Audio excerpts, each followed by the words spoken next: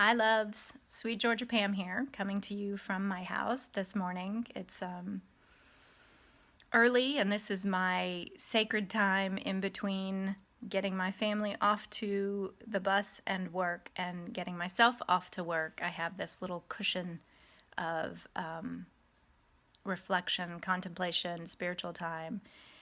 And I thought that I would check in with you this morning and tell you this parenting in relation to the blog posts that I've been doing lately for highly sensitive parents and how to help kids understand us. And I wanted to share this story. So last night, my son, who I suspect is having some attention focus issues at school, and who, I've watched that conflict within himself build, and I've been expecting him to run into a problem with it. Eventually, it's going to catch up with him, so to speak.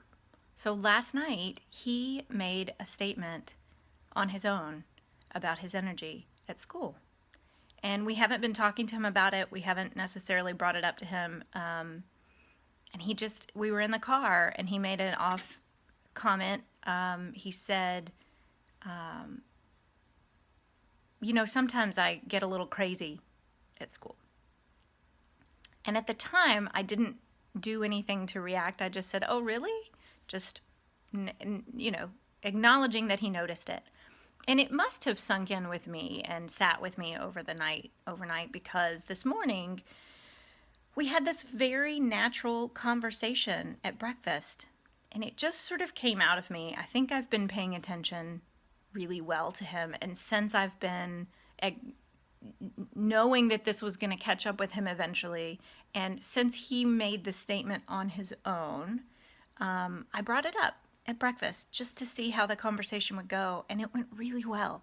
So I want to share it with you because I think helping children understand themselves and using their own comments as teachable moments is a really safe strategy, so that I didn't feel as a parent like I was giving him information that he wasn't ready for. So at breakfast, I just said, how you mentioned yesterday about that crazy energy that you have at school sometimes? And he was like, yeah, as he was eating his cereal with strawberries, which is a new delicious discovery that we've made at home that I'm excited about because it's fresh fruit. So I said, how that creative energy, crazy energy at school sometimes comes out of you. And he was like, yeah. I said, I think this is a really good year for us to work as a team, to give you an opportunity to actually learn how to use that energy as a superpower. And he got this little grin on his face that lets me know that he's into it, and he was like, really? And then I was like, okay, we're in. So I just said, yeah, man, this is a great opportunity for us to work with you to figure out how to harness it, because sometimes when your crazy energy comes out on its own, where you can't really control it, then it just comes out in any way it wants, right? So I said, I've seen you try to be writing and your hand just goes crazy town, and your writing is really like, it's not normal. I can't, read it. It's not like your normal handwriting. I said, it's like water coming out of out of a hose, it goes wherever it wants. He was like, yeah. I said, but if you can pay attention and learn about your energy this year and watch it as it moves through your body, then you can pour all of that powerful energy into your schoolwork. And the way that I know that he understood is he repeated it. He said, wait, I can pour my energy into my work?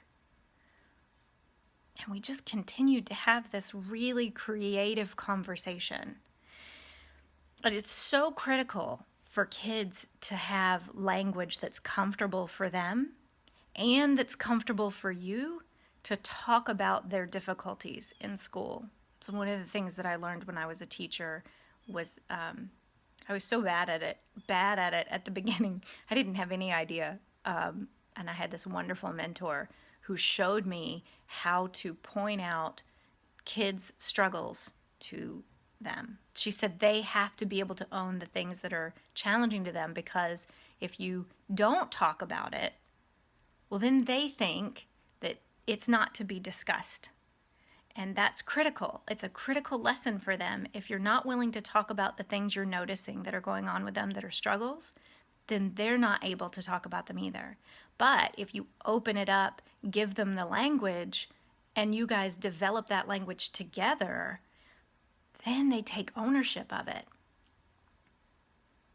So I had some success with that this morning, and I just wanted to share it with you since we've been talking on Sweet Georgia Pam about parenting and how to help children grow up sensitive. Okay, loves, that's all for today. Thank you for letting me bravely post a video this time, and I hope you all have a lovely day. See you later.